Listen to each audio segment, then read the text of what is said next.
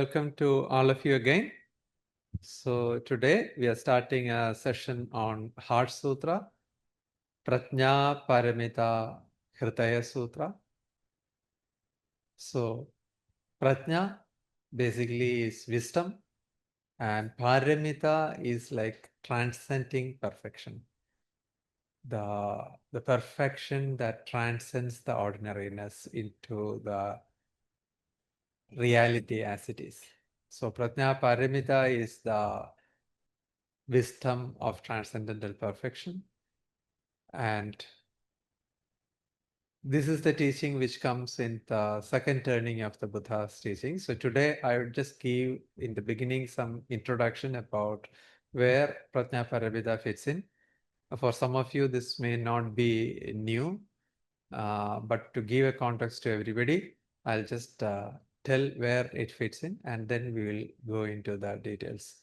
The Buddha's teachings are always, irrespective of which teaching it is, it's always about recognizing our own nature, recognizing the root cause of suffering, to free ourselves from all the suffering, and to experience the peace, and to awaken ourselves to the perfection that we have within us.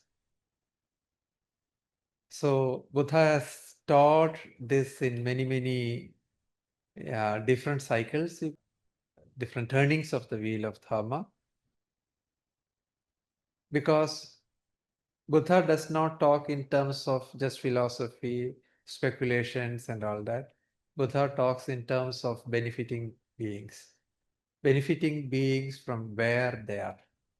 So his approach is always about talking at a level where people can understand and leading them from that place to the perfect enlightenment.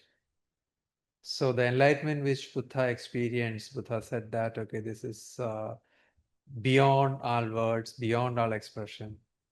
This is that kind of a blissful state which just cannot be expressed, or even the kind of wisdom and awareness which he experiences in enlightenment. There are no words to express it, and there is no way it can be just shown and said, see, this is what I have experienced, you just take it. So there is no way that can be done like that. So what Buddha always does is like talk at the level of people to make them understand from where they are, then lead them gradually to the state of total opening. But the fact is that the same awakening, the same perfection of awakening, that wisdom and even that omniscience and even all that abilities and qualities of a Buddha, these are not something which only one Buddha or a few select beings can have. This is something which is in the nature of every one of us. It is in the very nature of our mind. It is in the very nature of the wisdom which we possess. It is just that when we do not recognize that, we get into confusion, we experience ordinariness, we experience a world full of the roller coaster ride of emotions and happiness and suffering.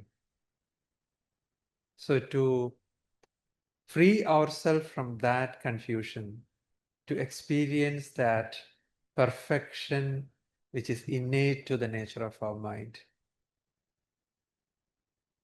Buddha turns the wheel of dharma many times, because it needs to be taught at the level at which we understand, at which we can relate to into our experiences. It cannot be something which purely seems mystical or a make-believe or just some kind of a dogma. That does not work.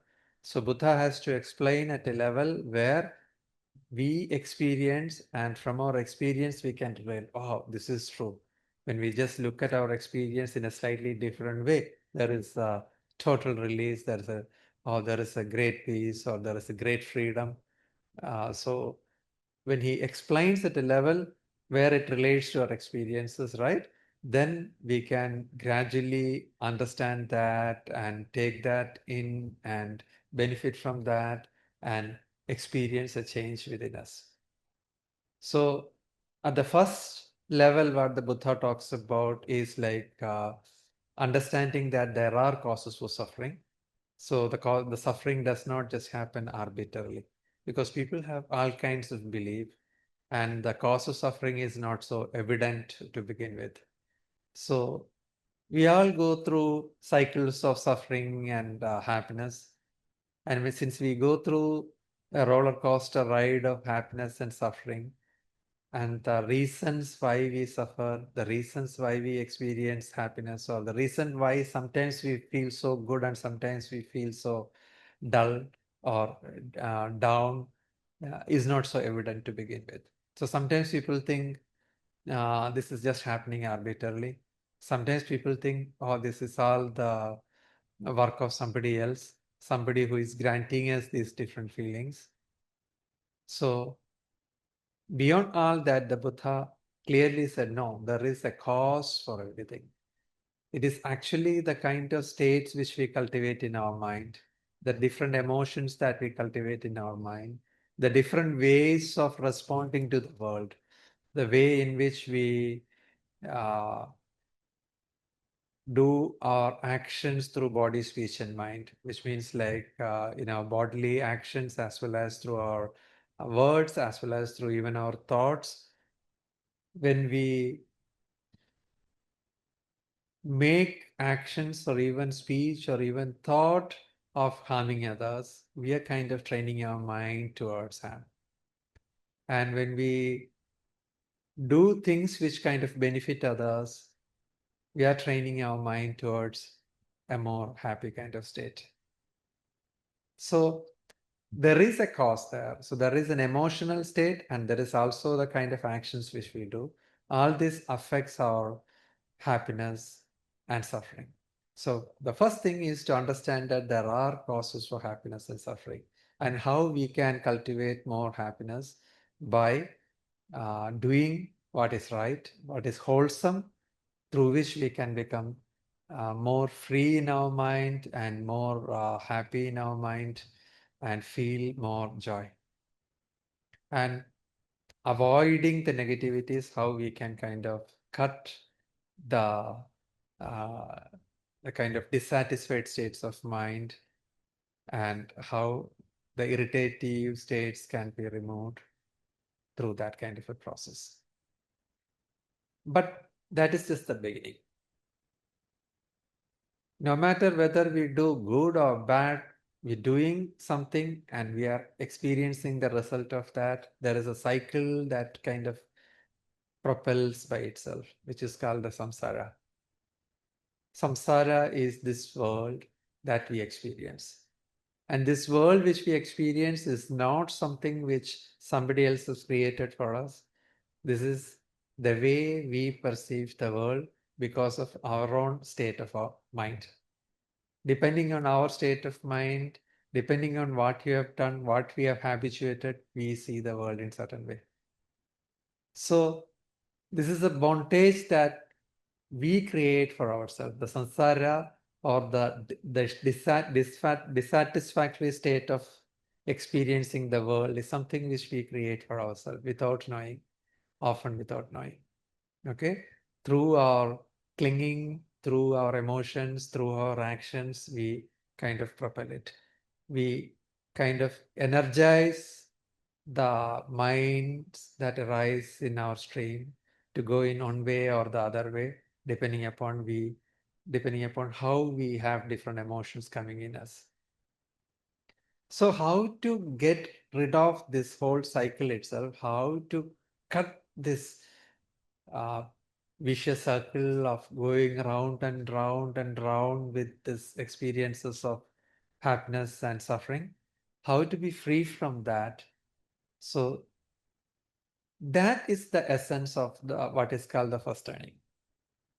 So how to see that this whole samsara is kind of created in our mind, and this is that's caused by our mind, and how we can recognize uh, or go beyond that by making corrections in our attitude.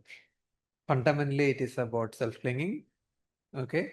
So when we have this clinging of, this is me, this is me, this is me, without trying to recognize what is it that we are referring to, we just keep clinging to, oh, I want this, I don't want this, oh, I get angry with this, I'm irritated with this, and all this, we kind of, these urges keep coming up, we keep responding to that, and through that, we kind of maintain this kind of vicious circle.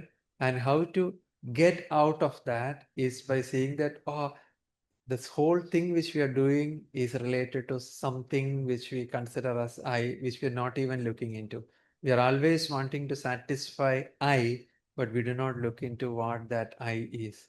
So looking into that I, to recognize that this I that keeps coming up is uh, is just momentary experiences, different thoughts, different places where we cling to. There's different ways in which we grasp onto. So when we recognize that and go beyond that, we're cutting that avidya or the ignorance. Uh, More than ignorance, it's kind of a wrong knowing, the grasping based on a wrong knowing. And when we cut that, we go to kind of freedom, the freedom from that vicious cycle which we have been putting ourselves into, we have been propelling ourselves into.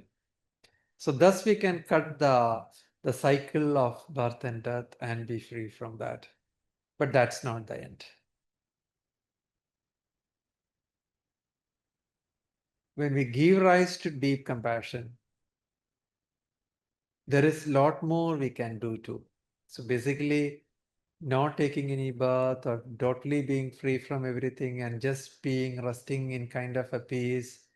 So that is not necessarily the end of it, because so actually that peace as well as engaging with the world, all that is happening based on our mind. So if we thoroughly understand, we can even be free right here. There is no difference between samsara and nirvana because both are created by our mind. So if you thoroughly understand how the appearance of the world arise, how our emotions arise with respect to the world, and how this whole thing works. If you thoroughly understand that, if we generate the wisdom regarding that, we can be right here, totally free and awakened.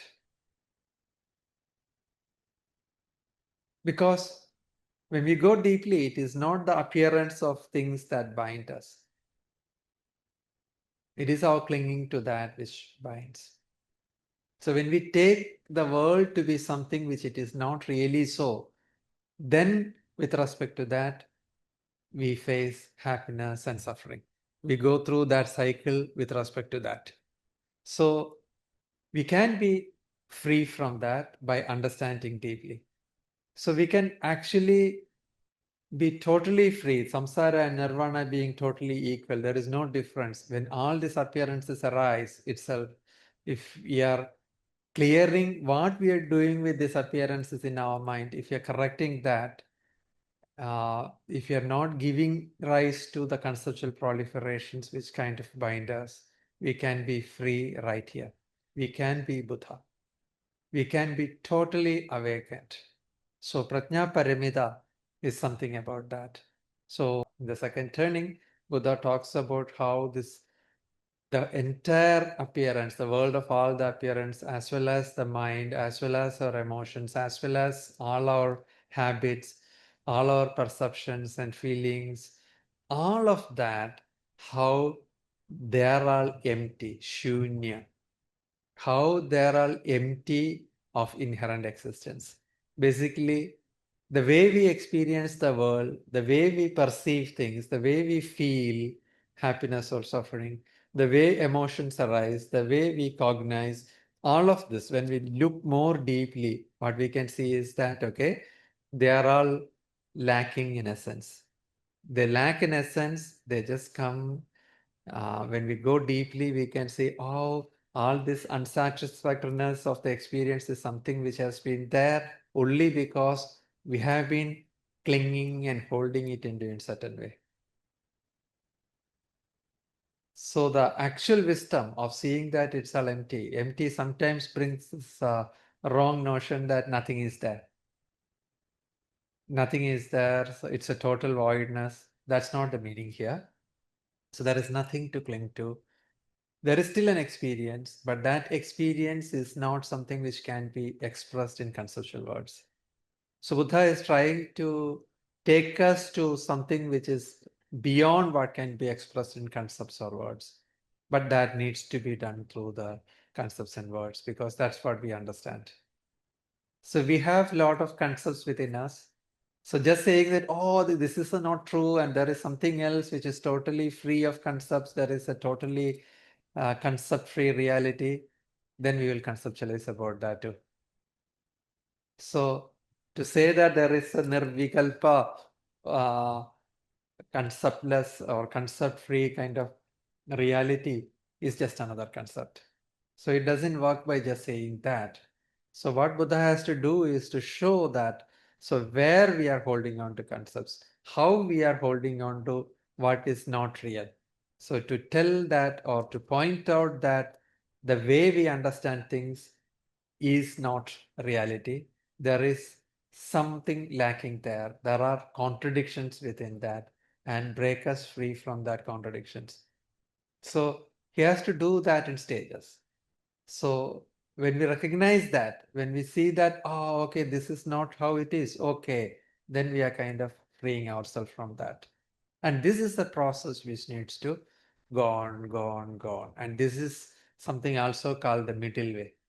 It is called the middle way because often we have this habit that when we hold on to certain concept, and when finally we know, oh, this is not true, then we have an attitude to hold on to its opposite. So the way things are, it is expressed that, okay, when it's explained that, oh, this cannot exist in this way, this is not reality, this is not existent, okay, then suddenly, first we will have resistance. Oh, it cannot be so. We are seeing it, so it has to be reality. But when we go deeper and when we understand, no, this is not reality, then we will go to the other extreme. We will think that, okay, then there is nothing. Nothing exists. There is nothing at all. But that is also just another end of that's another extreme. So it's the extremes are not what it is, because the extremes are what we create through our concepts. It is beyond what we actually experience. The reality as it comes in, when we hold with our mind, we hold with one extreme or the other extreme. So we have to cut this extreme, then come to somewhat in the middle. But there again, there will be a lot of subtle concepts about which we hold on to things. And then that needs to be cut, this needs to be cut, like that. When we clear up our mind, we will come to a stage where we are not clinging to anything. We are not trying to make something into something else. And we are just totally open and just experiencing reality as it is. So when we deconstruct all that the conceptual jungle which we have been into, when we deconstruct one by one, we understand that, oh, this is wrong, this is wrong, this is wrong, and then we open up to the wisdom. That wisdom is our nature. That wisdom is what naturally arises within us. But we do not recognize that way, because whatever arises, we are always, because we do not recognize what the reality is, we are always holding it with that concept or this construct. We are actually doing so much of work moment by moment to create our suffering. Indeed, we are doing so much of work to create suffering. We are doing so much of effort not to be in enlightenment. Enlightenment is so simple. It is just the natural state, but we do not know how to be natural. We are always holding this way or that way and trying to be unnatural, and that way we are kind of perpetuating this cycle. Often we have this wrong notion that middle is something like mixing the two ends. But the middle that Buddha talks about is not about mixing the two ends. Okay, and it is also not about, when Buddha says non-conceptual, it is not also about, okay, then I don't want to think anything, I'll just sit like this. Then also we are holding all the concepts within us. Right? So we have to work through our concepts. We have to work through our concepts and reverse the concepts. Wherever we find our concepts are wrong, we have to reverse those concepts. Okay, so that is why Buddha also introduced this second turning in so much elaboration called the Prajnaparamita Sutras. So when we talk of Buddha's teachings, there are so many words that Buddha spoke about, and it's possible that not every word is not even kind of compiled together. But whatever has been compiled, some of the greatest compilations are there in the Tibetan and Chinese languages. So in the Tibetan language, there are compilation of Buddha's words into these kind of books. Okay, 104 of these kind of books. Okay, so Buddha's words which have been documented, which have been compiled, comes to 104 of these kind of books. And these are not the thick palm leaves, these are all papers inside. Okay, so you can imagine how much it is there. And out of this 104, 20 odd books volumes are precisely about Prajnaparamita. It is so much important. So explaining Prajnaparamita, explaining emptiness, explaining what it means, explaining how we can cut extremes and come to that true non-conceptual realization. This is what Buddha is doing in 20 plus volumes. So there are many kinds of Prajnaparamita scriptures. There is something which is 100,000 lines, and that is called the Sada Sahasriga Prajnaparamita. Then there is also something called the 25,000 lines, which is the Panjavimshadiga Prajnaparamita, 18,000 lines, Ashtasahasra Prajnaparamita. Then there is 10,000 Dasasahasra Prajnaparamita, 8,000 which is Ashtasahasra Prajnaparamita. And then there is a poetic summary of it, which is a smaller one called Ratnaguna Sanchaya Gatha, which is more in that in a poetic form, which is also little quite long, but compared to this 100,000 lines and all, it is much smaller. And Heart Sutra is much smaller than that. There are two which are quite small. They are Vajrachediga Sutra and this Hridaya Sutra. Vajrachediga is little more longer than Hridaya Sutra. So Heart Sutra in a way is like the most concise Prajnaparamita Sutra, which expresses these ideas in concepts. There is a Prajnaparamita Sutra which is even smaller than this. There is something called Ekakshari Prajnaparamita Sutra. The Ekakshari Prajnaparamita Sutra is just ah. So if somebody gets, when just Buddha says ah, if somebody gets the entire meaning, then Ekakshari is good enough. So most of us will not get that. So we need something more than that. And in fact, there is another Prajnaparamita, which is not even Ekakshari. With no Akshara also there is a Prajnaparamita. That is something like when Buddha was talking to his disciples once, he just held a lotus flower in his hand. So in the whole group, one of the disciples, Mahakashyapa, only he had a smile. Upon seeing this lotus flower, suddenly he had a smile and he just recognized. So there, not even I is uttered, just seeing this, he recognizes the meaning. So for someone who is so ready and who is so connected, can sometimes just recognize the meaning, what the Guru expresses by just being there. But most often that's not possible because we hold so much of concepts within us. So then we need a lot of elaborate explanations to understand and come to reality. So there, what is beautiful about Heart Sutra is it is the most concise where ideas are expressed in words, and it kind of covers the essence of all the Prajnaparamita. So this needs a lot of explanation. To understand completely, Heart Sutra needs a lot of explanation. But once you understand every word of it, it's so brilliant. Each word is so profound. But once you go through this small sutra, understand each word of it, then you know, like, this is the essence of emptiness. So there are so many writings about Prajnaparamita, not only Buddha's words. To understand that, there are so many shastras written, for example, Nagarjuna's Mula Madhyama Kariga. Then there is Prajnaparamita Shastra written by Nagarjuna, which is a commentary to Prajnaparamita Sutras. Then there is also, there are so many other books like Chandrakirti's Prasannapada, then Madhyamaka Avatara, then Shantarekshidas Madhyamaka Alankara, then Buddha Balidas Bhavavikas. There are so many commentaries. Then Shantideva's Bodhcharya Avatara has one chapter about it. So there are so many books where these concepts are explained further. Okay, but the essence, if you want to understand emptiness, if you understand Heart Sutra properly, then it is like you understand emptiness properly. So the essence is kind of very well conveyed in this concise sutra, which we will be going through. When you understand every word so carefully, it is so profound. But before I go into that, okay, want to also tell about how this is so special.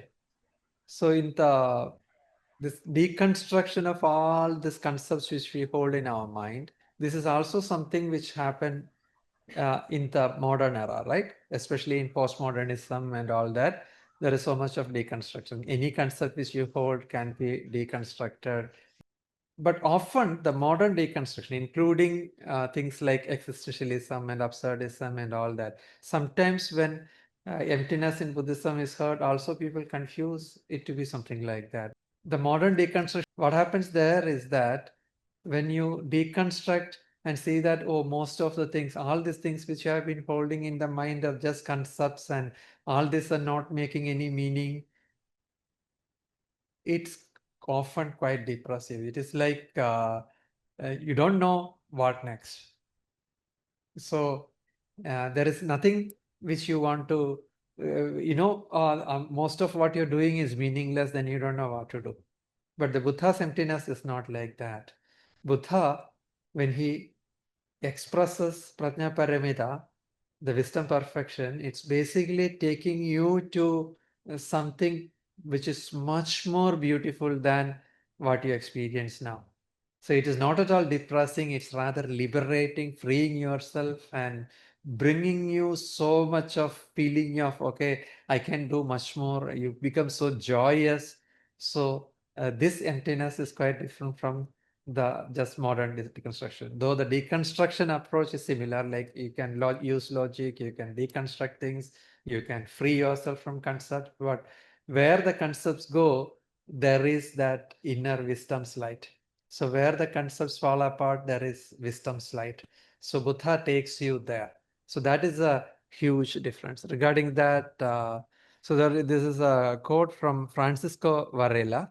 He was a very leading neuroscientist who did a lot of work about embodied cognition and all that. So he was also interested in learning Buddhism, particularly about Prajnaparamita, emptiness and all that. So he expressed this. There is a profound discovery of groundlessness in our culture, in science, in humanities, in societies, and in the uncertainties of people's daily life. Taking groundlessness as negative, as a loss, leads to a sense of alienation, despair, loss of heart, and nihilism. The cure that is generally, this is about the modern world, the cure that is generally exposed in our culture, he is talking mainly from the Western culture, which also applies to us nowadays, is to find a new grounding. Something like in existentialism, for example, when you see it's fundamentally meaningless, then you just attribute a meaning to just pull through. So often this is how this is taken. And he says, but in Buddhism, we have a case study showing that when groundlessness is embraced and followed through to its ultimate conclusion, the outcome is an unconditional sense of intrinsic goodness that manifests itself in the world as spontaneous compassion.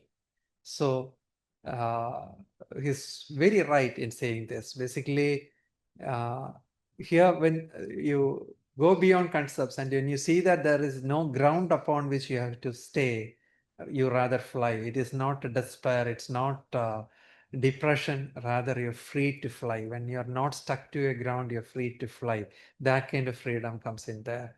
So there is an unconditional sense of intrinsic goodness that manifests itself in the world as spontaneous compassion. So how you're being taken to something like that is where the sutra is not just something which you read just as a logic, there is something more to it. So, for example, it has what is called a blessing to it. The blessing may be such a vague word, but if you try, it's something which you can understand. So, blessing can be explained in a different many ways. So in Tibetan the word used is jinlap, which means like it's a shower of giving. Giving what? It is giving what kind of takes you to that freedom.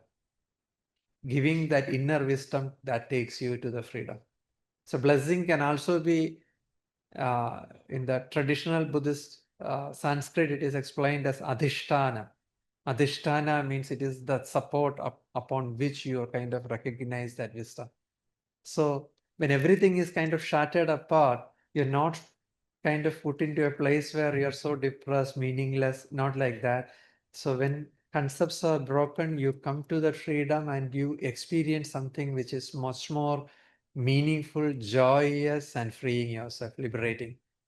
Where there is nothing to cling, there is nothing to hold on to, there is no concept, but you come to a kind of a true wisdom. So that kind of an adhisthana. So what blessing is basically something which it could be just the words. The sutras words have the blessing. When a teacher speaks, it could have blessing. Blessing can come in many ways. Anything which kind of moves your mind in such a way that it brings a meaningful opening into your mind. That is the blessing. It could also be expressed as anugraha, holding. So when the sutra, the Heart Sutra is able to hold you and lead you to reality, even that is kind of an anugraha. It's able to hold you and lead you to reality. So that is also kind of blessing. And there are meanings expressed through transmissions of various lineages and all this. Which also makes this blessing so profound. Basically, the meaning when it is explained through the lineage explanation, right? So the study of that is not purely an academic, okay, I'm just deconstructing everything. It is about how does it work with our mind? It is about, okay, this brings this opening to the mind. Oh, now understanding this, I feel so better. So the way when you rightly understand emptiness, you see that you are not falling to this extreme or that extreme. In the beginning, things may have contradictions, but to the extent you correctly understand, you come to the middle, which is free from all the extremes. So that is how you come to the middle. So that is how you have to use the Prajna Paramita. And this sutra, it's not only about understanding. Its main purpose is, yes, it's for understanding, to clear away our conceptual jungle, to experience that non-conceptual reality. Hopefully, as we go through the sutra, you will be able to remove this conceptual jungle one by one and come closer to recognizing that freedom from all the conceptual elaborations and experience of that reality, or which is the union of appearance and emptiness. Hopefully we will get there. But the sutra also is considered very powerful because of its meaning itself, for many other worldly ways too. Basically, even to have peace in a place, one can just chant this sutra. So it's commonly used in as a tool like that too. Basically, in all the different Buddhist cultures, like in Tibet or China or any place where Mahayana is in use, right? So chanting Heart Sutra is used to bring harmony, is used to bring peace. It's even used to remove obstacles. Okay, because all the obstacles which can be caused by all the non-human beings and all those things, Even if you do not understand Heart Sutra fully, when you recite Heart Sutra, even if they understand little bit, that will remove obstacle. And even if they don't understand, even the words blessings is such that it pacifies the mind. It brings more peace. So it's also used in that way. So even though the main purpose is, yes, we have to understand and change ourselves, but this I am expressing because it's so powerful, because this also might make you feel about that power. Okay. So before actually we start Heart Sutra, there is a praise, which is an opening homage. So this particular homage is in Tibetan. After that, we will be going through the actual Heart Sutra in Sanskrit. So this homage is supposedly a line coming from one of the bigger Prajnaparamita commentaries from India. But this precise line, I couldn't trace back to any Sanskrit source, but I'll show you another line which is kind of close to this, which is in a Sanskrit source too. So, ma sanjo me shera karoche ma ke mi ga nam ke nguni so rang riye she choyulva diu su gyalve yumla jasilo. Beyond words, beyond thought, beyond expression, O Prajna Paramita, unborn and unceasing, the very essence of space, experienced as the pristine wisdom of one's own awareness. Homage to you, the mother of the Buddhas of the three times. So Prajna Paramita, sometimes shown through this form, okay? Sometimes Prajna Paramita is not a person. Prajna Paramita is not a person, but sometimes it's personified in the form of a female Buddha, okay? So, and here she is called the mother of all the Buddhas. So here, mother of all the Buddhas means it is the wisdom from which all of us become Buddhas. So it's not that, okay, it's physically she is the mother of all the Buddhas.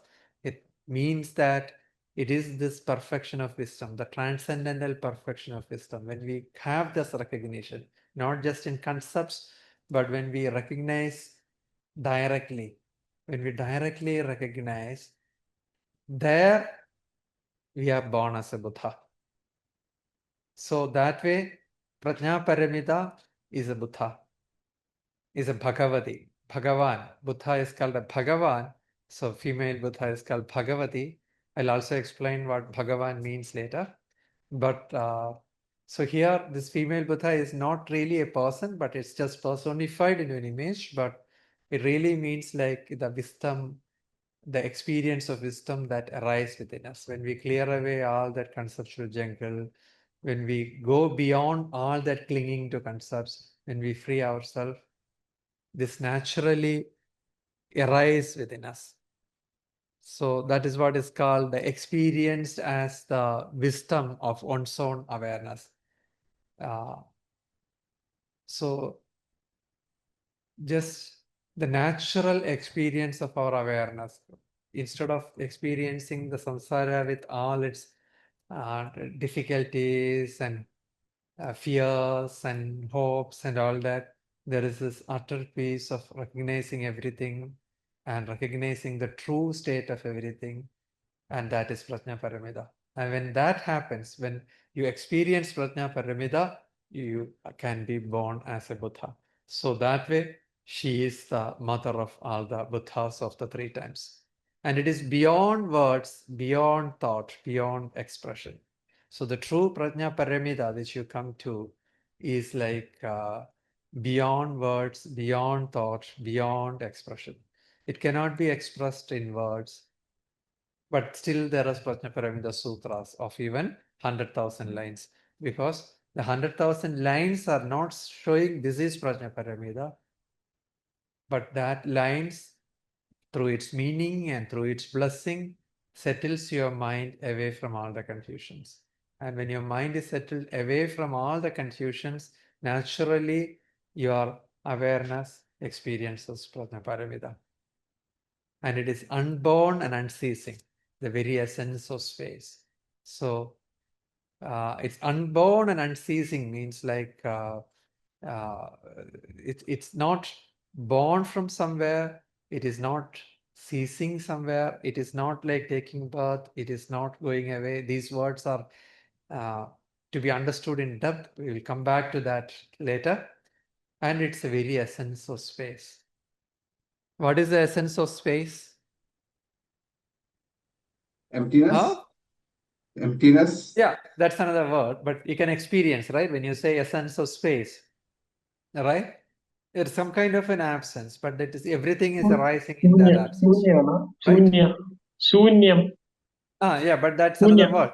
Shunya is just word, but here it is expressed as essence of space so that it can communicate something more than a word, right?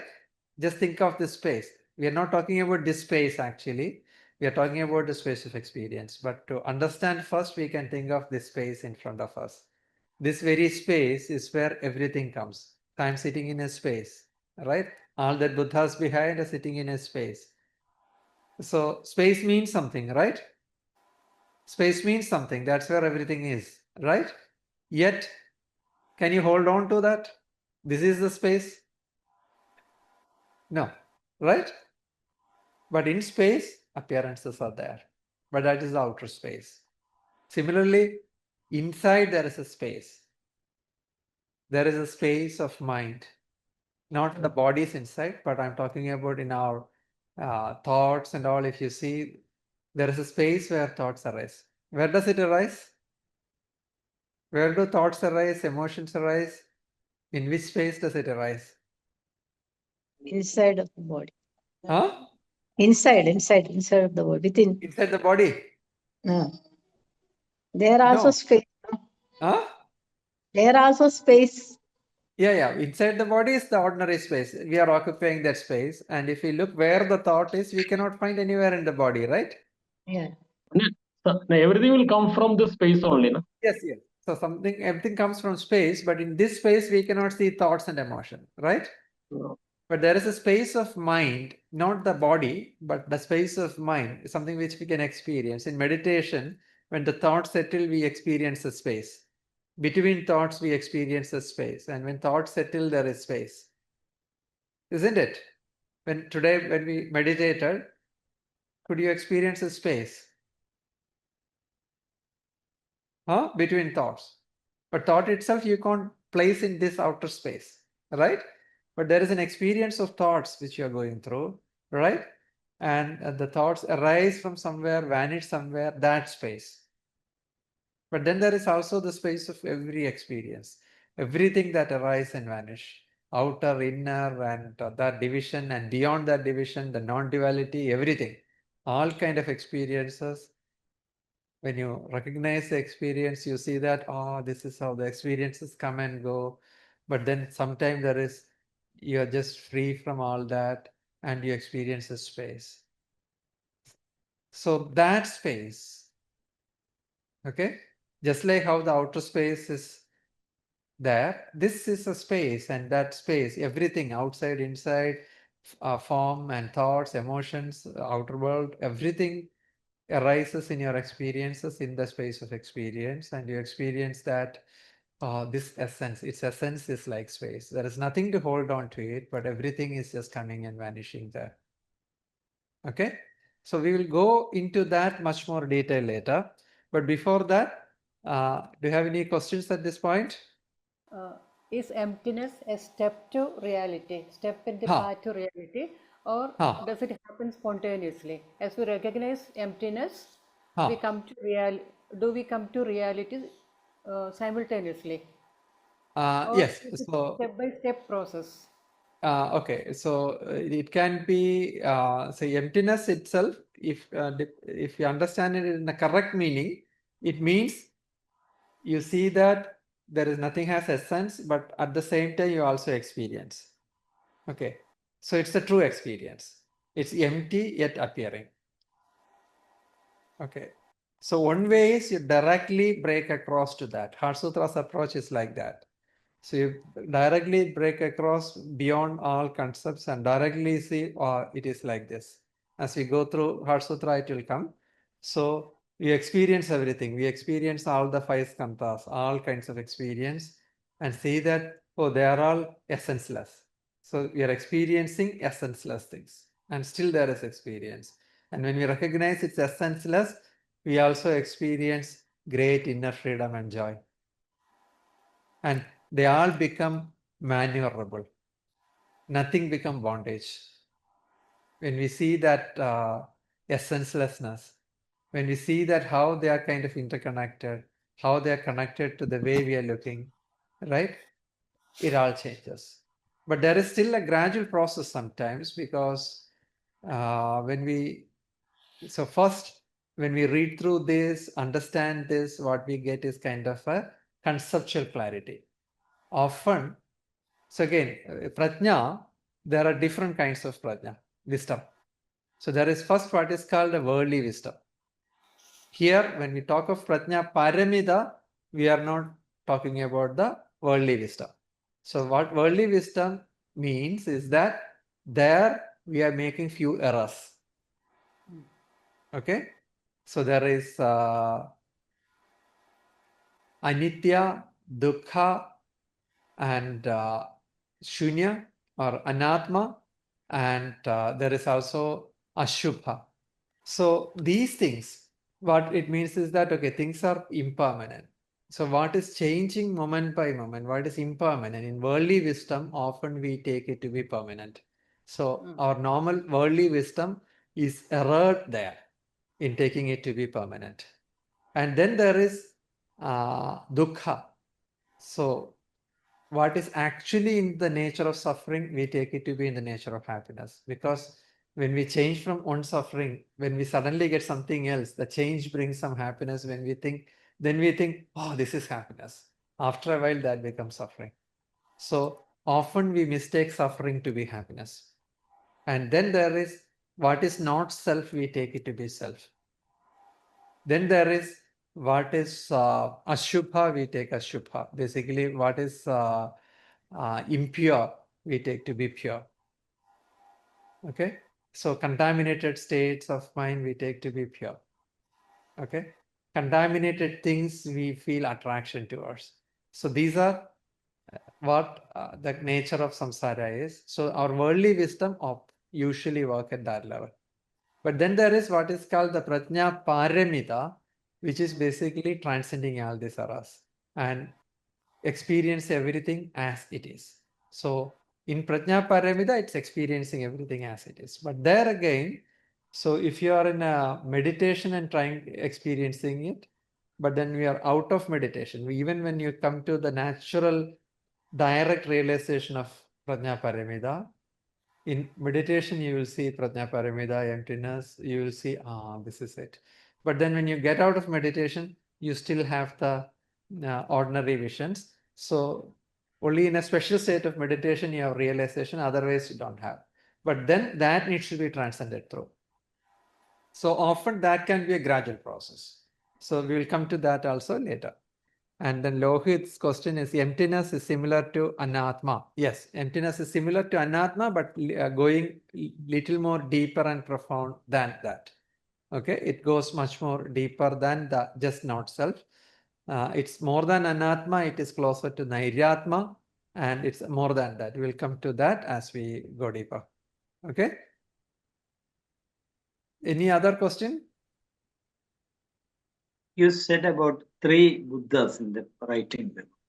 Mother of 3 Buddhas. That one, that is 3 okay. is Okay. Buddhas of the 3 times, not 3 Buddhas. Yeah, 3 sir. times, like past, present, and future. Basically, whichever Buddhas have happened have come by recognizing Prajna Paramita. So they are born from Prajna Paramita. Even currently, if we become Buddha, we will be becoming Buddha by being born from Prajna Paramita.